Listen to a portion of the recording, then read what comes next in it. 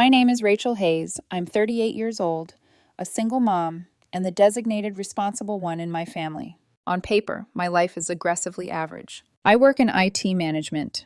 I drive a 2017 Honda Civic with more than 140,000 miles on it and a mysterious rattle I keep promising I'll get checked next month. I live in a two-bedroom apartment that costs exactly $1,450 a month. The carpets are old, the appliances are loud, and the water pressure has a personality disorder. It's not glamorous, it's not tragic. It's just normal. The only extraordinary thing in it is my son, Paul. Here's the thing about being the responsible one in your family. After a while, people stop seeing you as a person. You become a solution. Rent coming up short? Call Rachel. Car payment due? Rachel will figure it out. Need a cosigner? Put Rachel's name on the line. She has good credit. She always pays. I've been that person since I was two too. At first, it felt good. I told myself I was being a good daughter, a good sister. I liked seeing the relief in their messages when I sent money. I liked knowing I could fix things. That feeling lasted maybe 3 years. Then it turned into obligation. Obligation turned into resentment. And eventually, resentment turned into a normal Tuesday. My family is small, but somehow there are always emergencies. My parents, who are good-hearted people with terrible financial boundaries. My younger sister, Lisa, 34, the golden child who still believes she's one idea away from being famous. And my baby brother, Justin, 32, who everyone calls a late bloomer, as if he's a teenager and not a grown man with a beard and a half-finished communications degree. Growing up, my mom used to say Lisa had star quality. Homecoming queen, the pretty one. The girl who dated popular guys and never had to worry about whether there'd be enough money for yearbook fees or prom dresses because somehow, some way, it always appeared. That star quality never really turned into anything concrete, but the expectation stuck. In the last 6 years, Lisa has had 4 big business ideas. First, there was the boutique that closed after 8 months. Then the lifestyle blog that was supposed to empower women, but mostly empowered her to buy more coffee for Instagram photos. Then an Etsy candle shop that produced 12 candles before she got bored. Most recently, a social media consulting business that was really just her posting on her own accounts. Every single venture required startup capital. Guess who provided it? Again and again. Lisa is married to George, who's a decent enough guy, but has the financial instincts of a golden retriever. If you put a credit card in his hand and turn your back, it'll come back chewed up and maxed out. They have a daughter, Melissa, who's 8 and sweet and bright-eyed, and absolutely not responsible for the fact that her parents spend money like someone is printing it in their basement. Then there's Justin. My dad calls him a late bloomer. I call him 32 with no direction. He's been in community college on and off for 6 years, working on that same communications degree.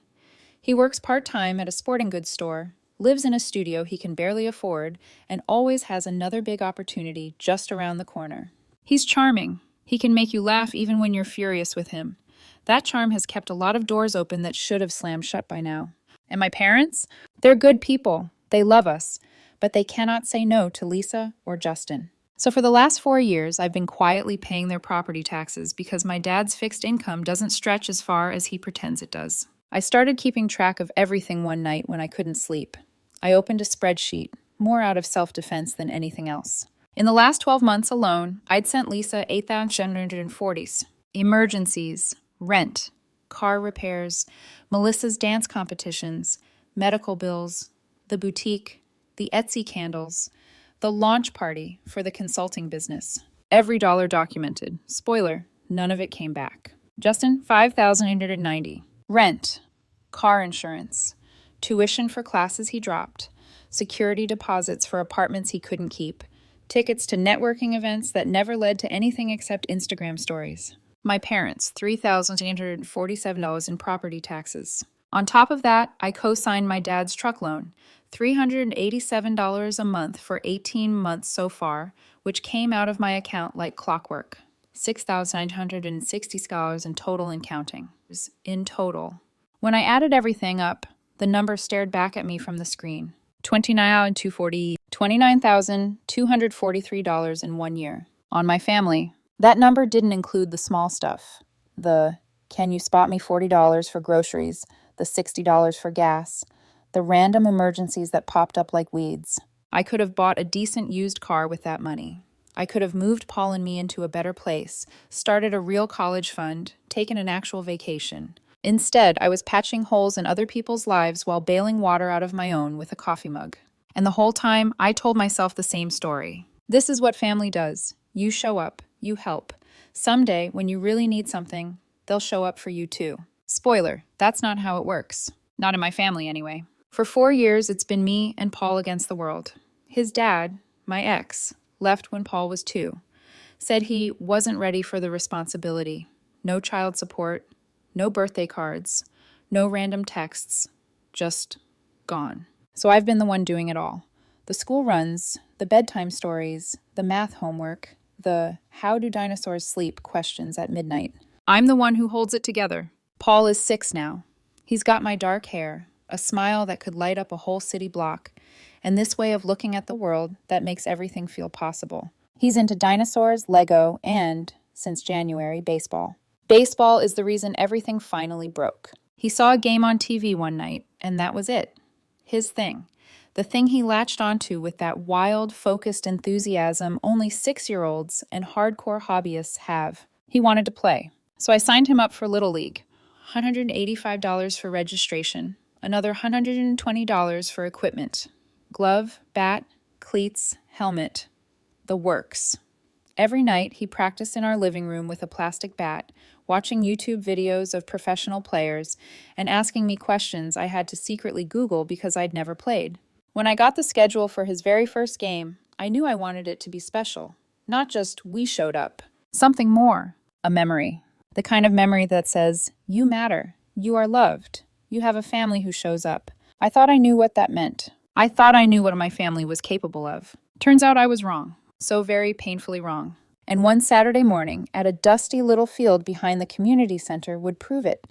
The email with the game schedule came in on a Wednesday at 3:12 p.m., right between 2 tickets about printer issues. I almost missed it.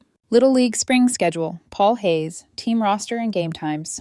I opened it right there at my desk, heart doing this weird little skip like someone had just texted me good news. First game, Saturday, April 27th, 10:03 a.m. Location, Martin Field, behind the community center. I stared at that line for a long time. First game. I knew instantly that I didn't just want to show up and sit in the bleachers. I wanted this to be a memory, not for me, for Paul. After school pickup that day, I waited until we were at a red light. Hey, buddy, I said. Guess what I got today? His head popped up from the back seat. What? Your baseball schedule. His jaw literally dropped. My real games? Your real games, I said, with an umpire and everything. He made this noise that was somewhere between a shout and a giggle and started kicking his feet against the seat. When's the first one? Is it soon? Is it today? Is it tomorrow? Not that soon. April 27th. That's so far away, he groaned. Is everyone coming? There it was. That word again. Everyone. I hope so, I said. I'm going to invite them.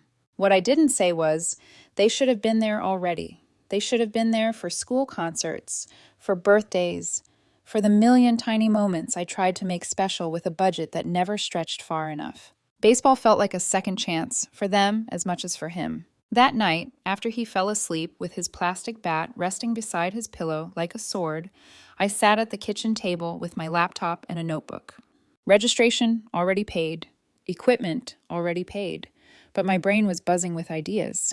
Custom jerseys, not just for Paul, for the entire team. Snacks, not just a bag of pretzels tossed into a cooler, but a spread, juice boxes, fruit pouches, crackers, candy, little goodie bags with baseball cards and chocolate, and a banner, a big vinyl banner with the team name and logo, something they could hang up behind home plate, something that would make a dusty community field feel, just for a second, like a stadium. I did the math. 14 jerseys at $28.50 each, names printed on the back, $399. Snacks and goodie bags, if I shopped smart at Target, about $120.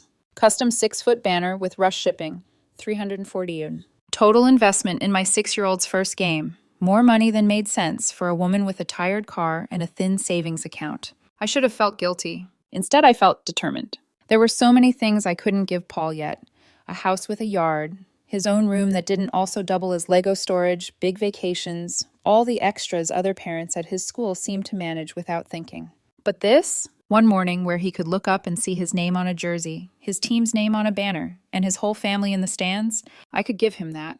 3 weeks before the game, I opened the family group chat. Rachel, Paul's first Little League game is Saturday, April 27th at 10 o'clock a.m. Martin Field behind the community center. Really hope everyone can make it.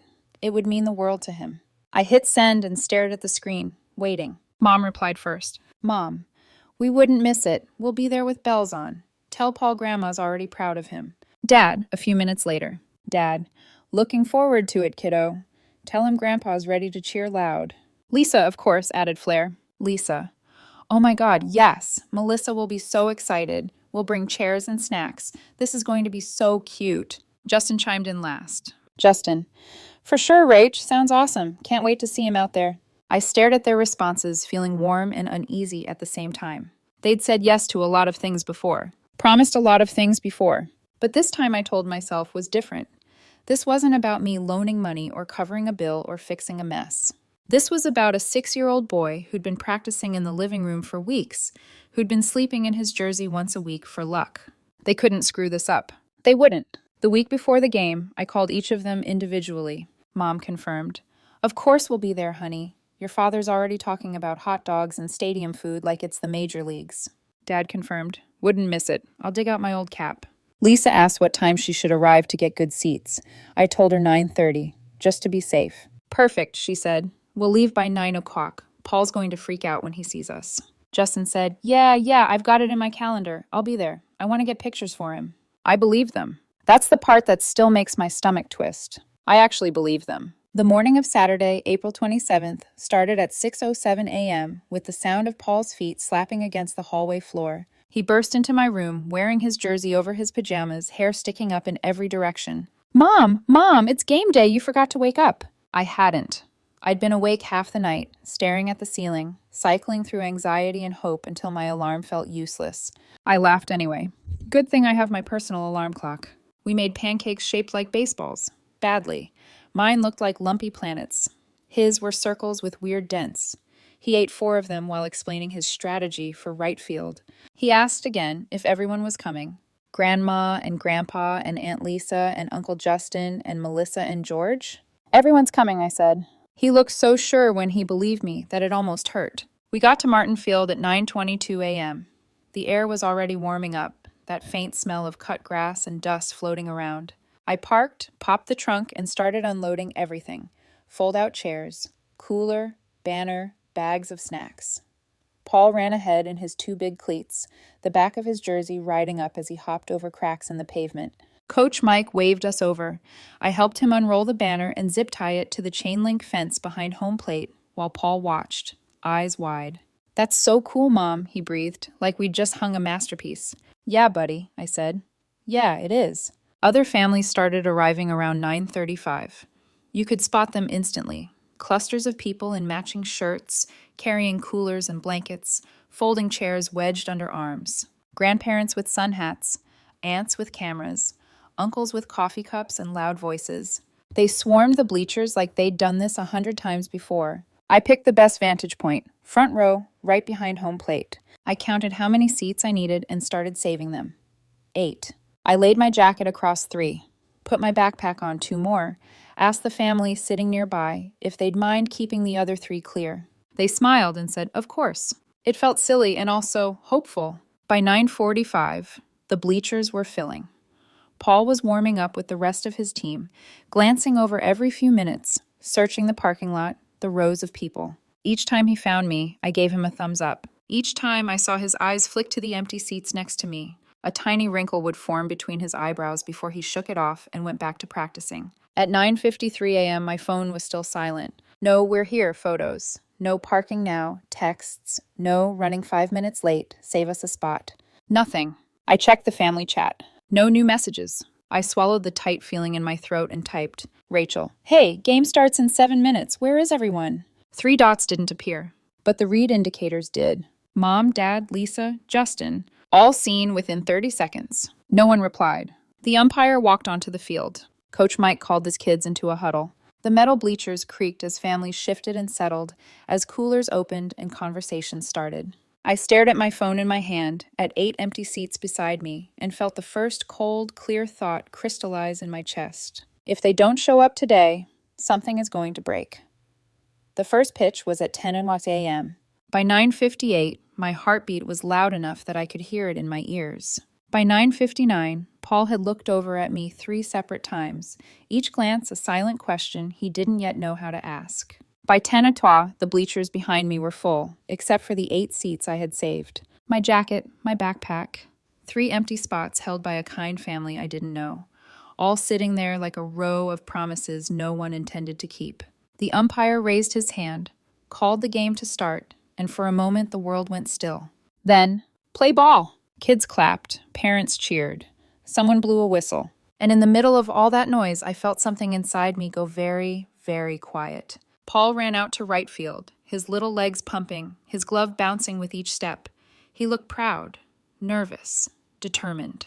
And he kept looking back at those empty seats. At me, at the imaginary people who were supposed to be beside me. I lifted my hand and waved, big and enthusiastic, hoping it would be enough to fill the space of 8 missing people. It wasn't.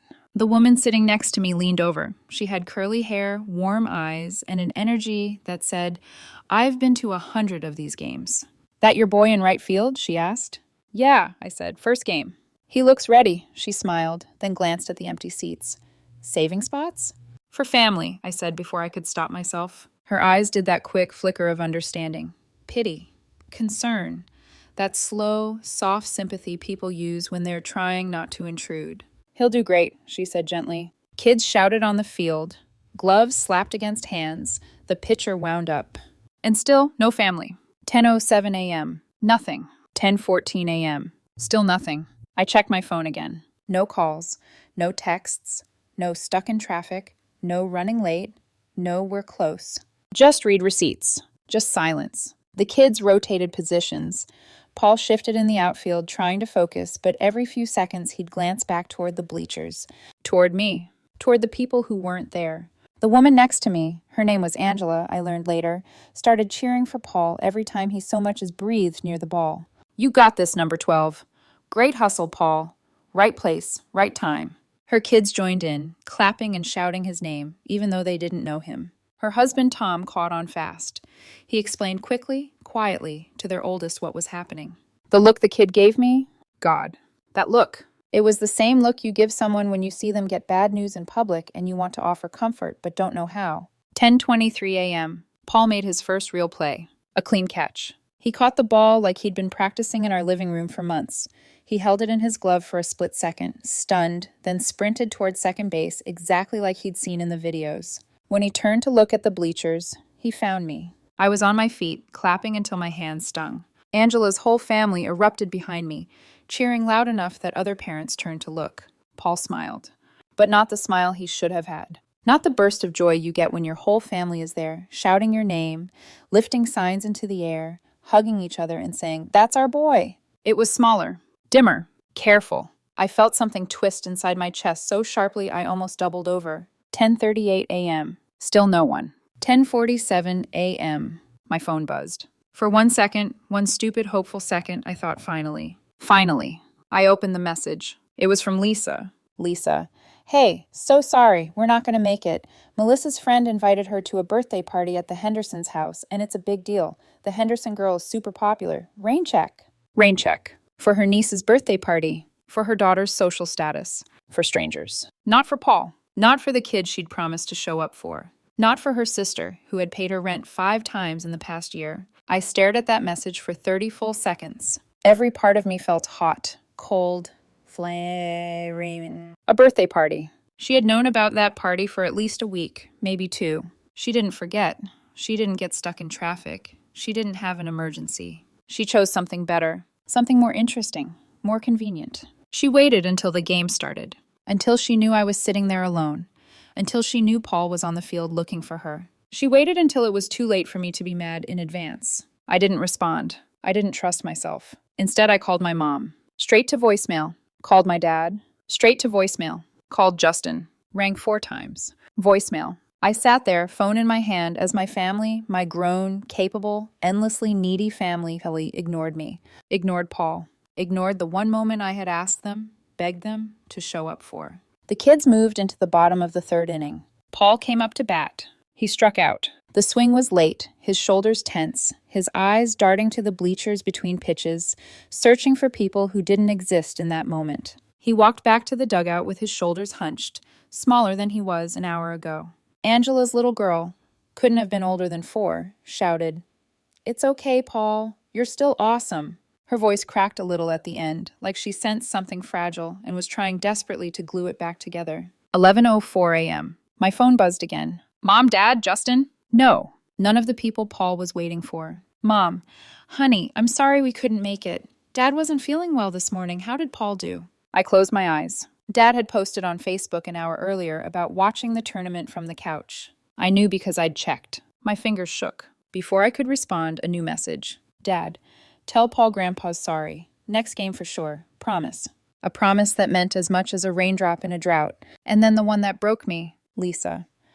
"You're not seriously mad about this, right? It's just a kid's baseball game. There will be others." I read that sentence 3 times. Just a kid's baseball game. There will be others. Paul's first game. His first moment. His first chance to feel like he was important to them.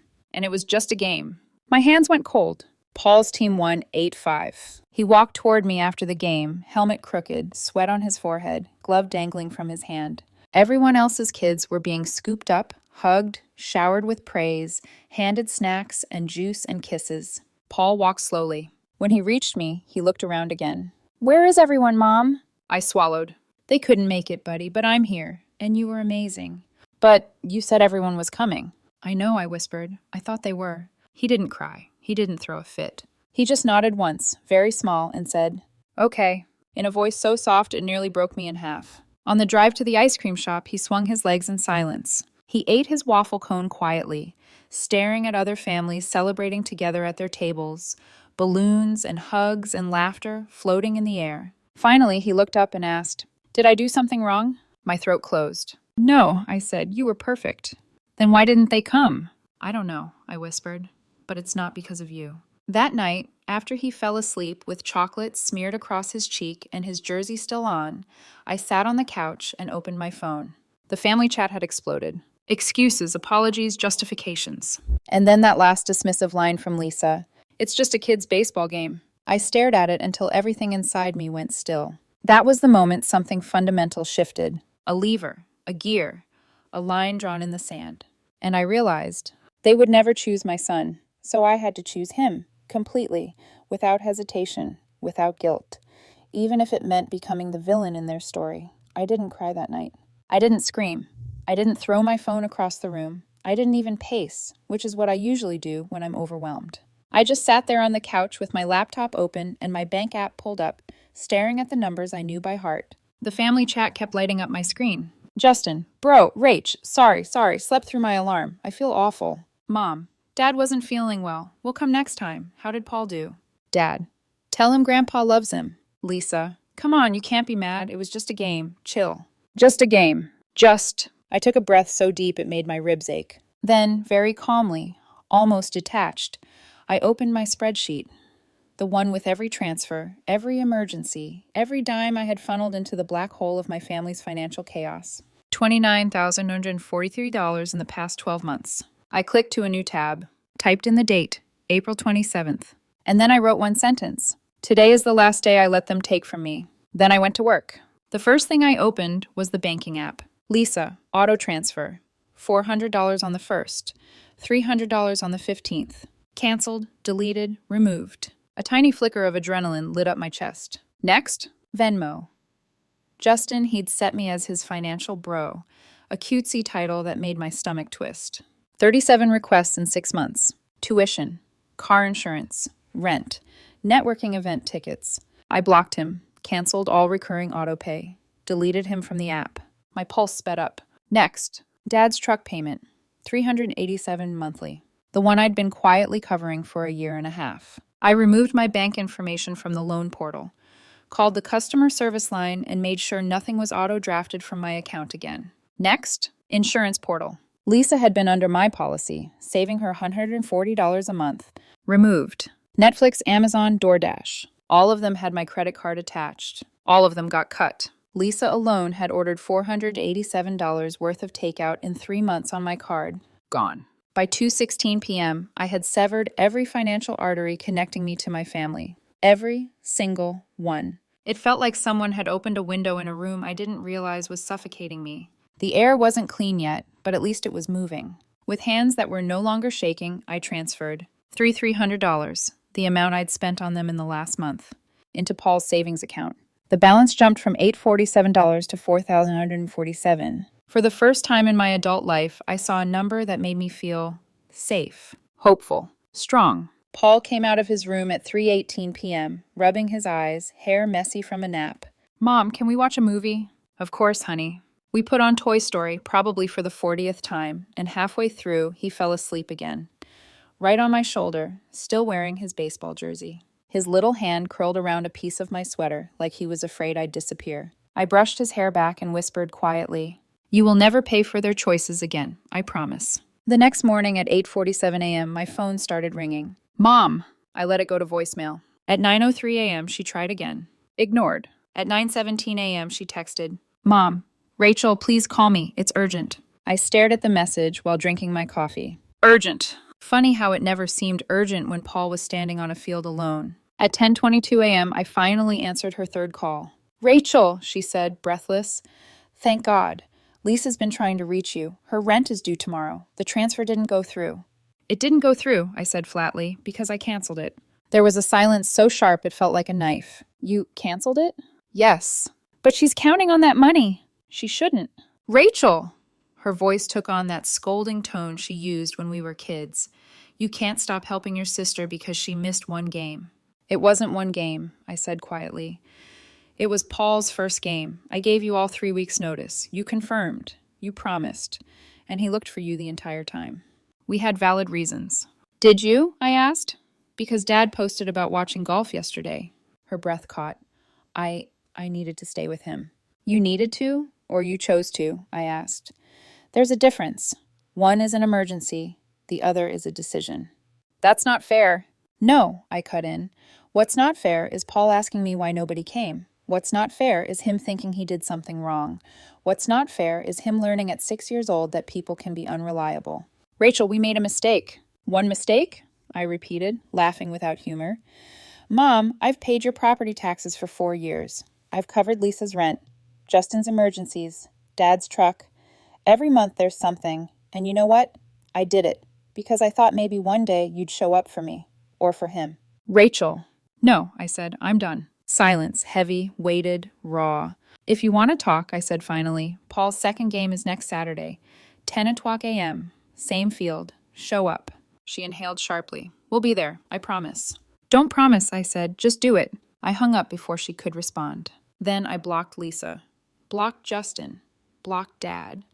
Blocked every cousin who occasionally hit me up for money. Only my mom stayed unblocked, just in case of an actual emergency. The rest? They could figure it out. For the first time in years, my phone was quiet. Blessedly, beautifully quiet. That night, Paul asked if we could watch another movie. He curled into my side, his little hand wrapped around my arm, trusting me completely. And for the first time since becoming a mother, I realized I wasn't just protecting him from the world. I was protecting him from our family. I tucked him into bed, kissed his forehead, and whispered into the dimly lit room, "They won't hurt you again. I won't let them."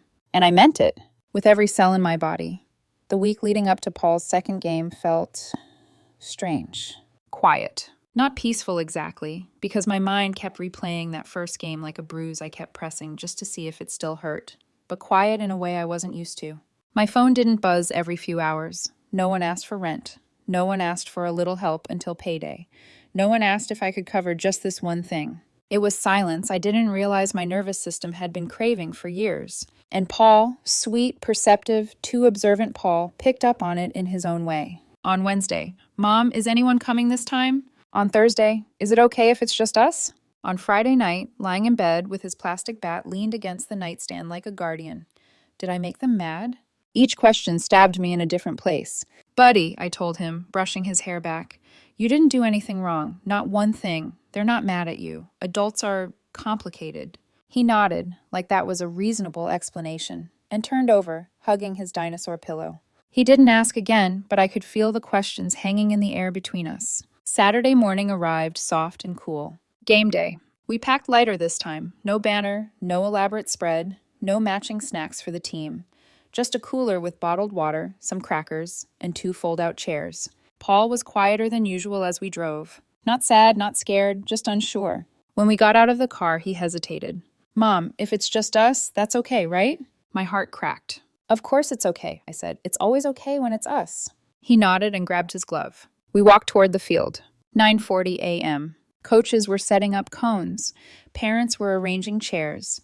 Kids were practicing swings. Everything was normal. Except Paul kept glancing toward the parking lot, and so did I. At 9:48, while I was unfolding the chairs, I saw a figure in my peripheral vision. I turned. Mom and Dad, walking slowly across the lot. Mom was holding something, a big poster with "Go Paul" written in red letters, baseballs doodled around the edges, the kind of thing a kid glues glitter on for a school project. Dad walked with his usual stiff gait, wearing his old faded baseball cap, the brim bent the way men bend them when they care about the hat and the memories attached to it. Paul froze, literally stopped breathing. "Mom," he whispered, "they came." He didn't run to them, didn't shout, didn't jump. He just stood there, like he didn't trust his own eyes. I swallowed hard. "They came," I said. "It's okay to be happy about it." And then, Mom dropped to her knees in the grass before she'd even reached him. Not caring about dirt, not caring about her jeans, not caring about anything but getting on his level. "Oh, sweetheart," she said, voice trembling. "Grandma is so sorry we missed your first game. We were wrong. We should have been there, but we're here now, and we're not missing another one. If you want us here, we'll be here." Paul looked at me again, asking permission, because last week had taught him to be careful with hope. I nodded. He stepped toward her. Mom wrapped him in a hug that looked like it might break her ribs. Dad reached out and ruffled Paul's hair. "Ready to see you play, Slugger?" Paul nodded, eyes brightening little by little. At 9:53, I saw a minivan pull in. Lisa's. She got out, followed by George and Melissa. Melissa wore a baseball t-shirt 2 sizes too big and held red and white pom-poms that she immediately shook in Paul's direction. Lisa looked nervous, like she wasn't sure she had the right to be there. Good. She didn't yet. At 9:57, a beat-up sedan pulled in so fast I was afraid it might fishtail. Justin jumped out and sprinted toward the field, nearly tripping over his own feet. "Did I make it?" he gasped. "I made it, right?" "For once, yes." Paul blinked at the sight of all of them. Then, slowly, he smiled. Not the careful smile from last week. A real one. The kind that lifts a child's entire face. His whole family, literally all of them, stood around him like a protective circle. They talked to him, cheered for him, apologized to him, and then found seats. Not next to me, because I'd taken the front row deliberately, but they clustered just 2 rows back, signs and pom-poms and all. The game started at 10:03. Paul played second base. He made an error in the first inning, fumbled an easy ground ball, and his shoulders tightened instantly, eyes darting toward the bleachers. Before I could even react, Melissa jumped to her feet. "That's okay, Paul. You got the next one." Mom clapped. Dad shouted. Lisa cheered. Justin whistled loudly, fingers in his mouth like he'd practiced. Paul relaxed. And sure enough, next play, he fielded the grounder cleanly and tossed it to first base for a double play. The bleachers erupted. Paul's head snapped up, and when he saw everyone cheering, his face lit up. Not with surprise, with something else. Relief. The game went on like that. Family cheering, Paul glowing, me trying very hard not to cry in public. After the game, everyone gathered around him like he'd just hit a World Series home run. Dad hugged him. Mom kissed his cheek. Melissa gave him the pom-poms for luck. Justin promised to come to one of his practices. It wasn't perfect, but it was something. While Paul and Melissa traded pom-pom routines, Mom came over to me. Her voice was quiet. "Thank you for giving us another chance." I kept my tone even. "This is the start, not the finish." "I know," she said, "and I know we messed up. I realized something this week, Rachel." Her eyes misted. "We had to ask your uncle for the truck payment. It was humiliating. Your father was furious. And I thought, this is what Rachel has been carrying. This is what she's been dealing with while we leaned on her again and again." I didn't say anything. She continued. I'm sorry we took you for granted. I'm sorry we treated you like the solution instead of like our daughter. And I understand why you cut us off. Truly." Then she walked back to Paul. Lisa approached next. This was the one I wasn't sure I was ready for. She stopped in front of me, swallowed, and said, I was wrong about everything. No excuses, no deflection, no pretending. She pulled out her phone and showed me a spreadsheet. I've listed every dollar I owe you. I'm going to pay it back. It'll take time, but I'm doing it. George and I made a budget. We cut things. We're making changes. I didn't trust my voice, so I just nodded. Lisa let out a shaky breath. Family shows up, she said, and we didn't, but we're trying. Then Justin stepped forward. He scratched the back of his neck. I don't have a speech, he said, but I'm sorry for all of it, for the money, the game, the disrespect, all of it. I raised an eyebrow. You moved back in with Mom and Dad? He groaned. Yeah, and it sucks. But maybe I need something to suck before I grow up. I snorted. Welcome to adulthood. He laughed. It's terrible.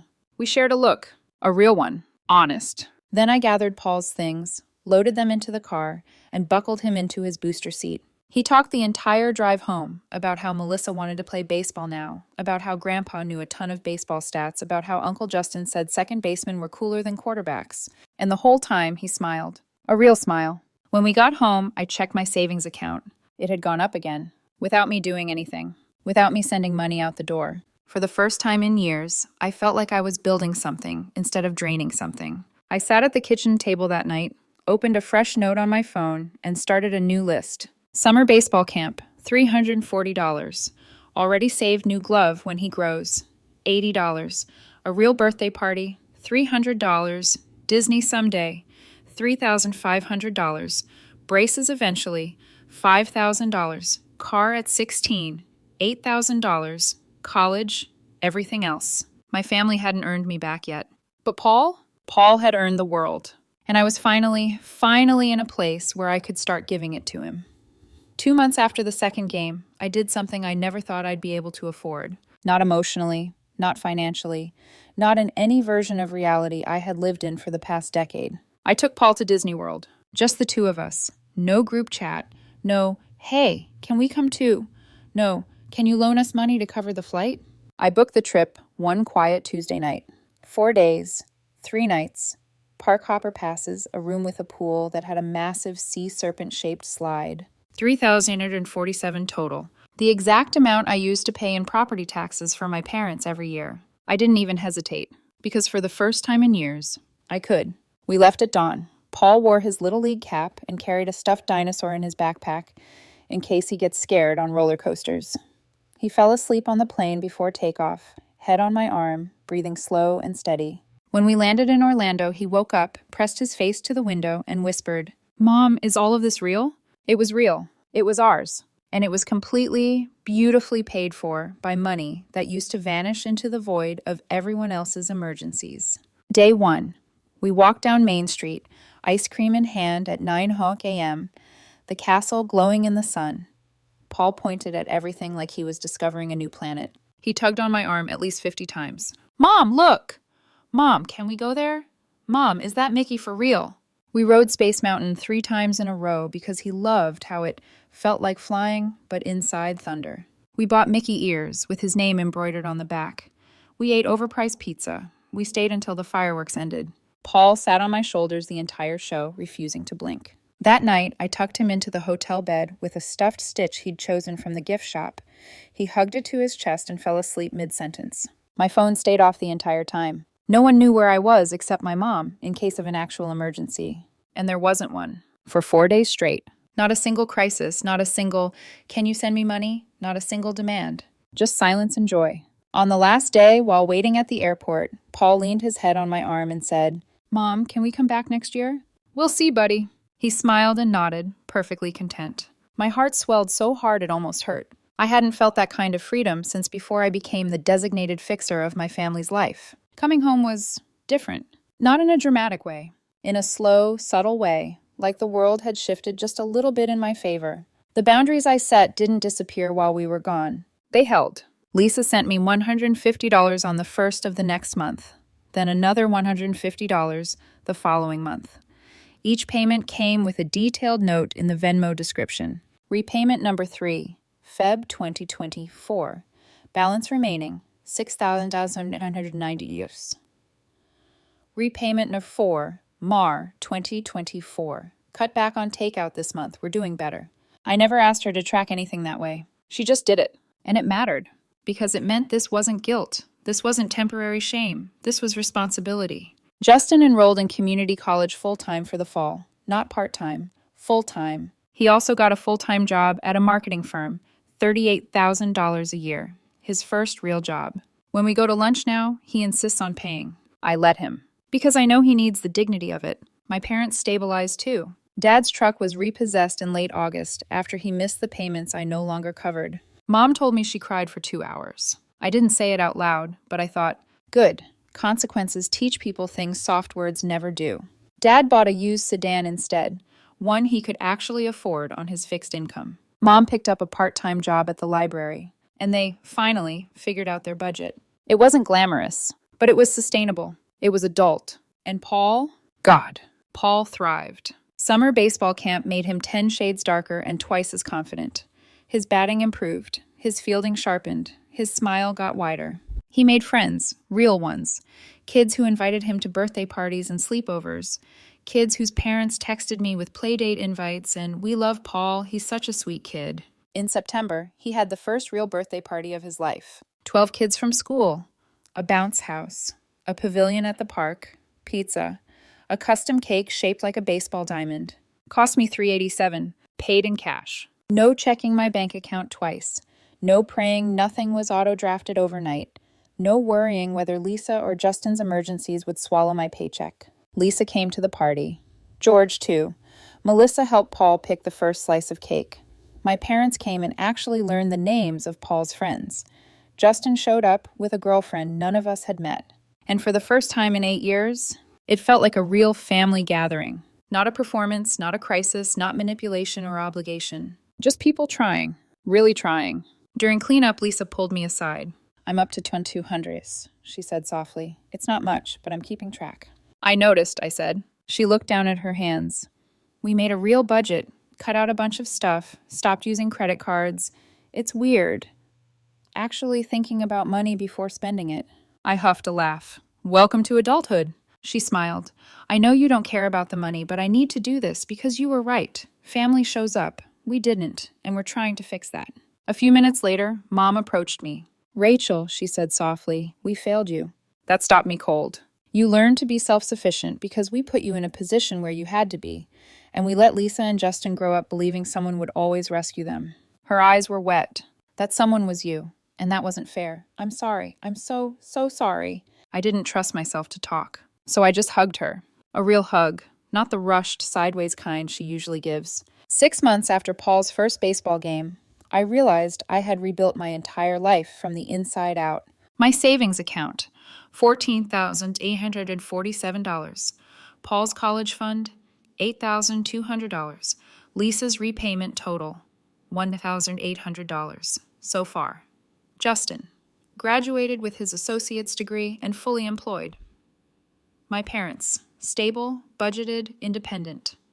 Paul, thriving, growing, happier than ever. And me? I'm not a different person. I'm just finally myself. Not the fixer, not the financier, not the emotional crutch. Just a mom who chose her son. A woman who learned that boundaries aren't walls. They're doors you only open for people who've earned their way back in. A person who finally understands being dependable isn't the same thing as being a doormat, and love means nothing without action.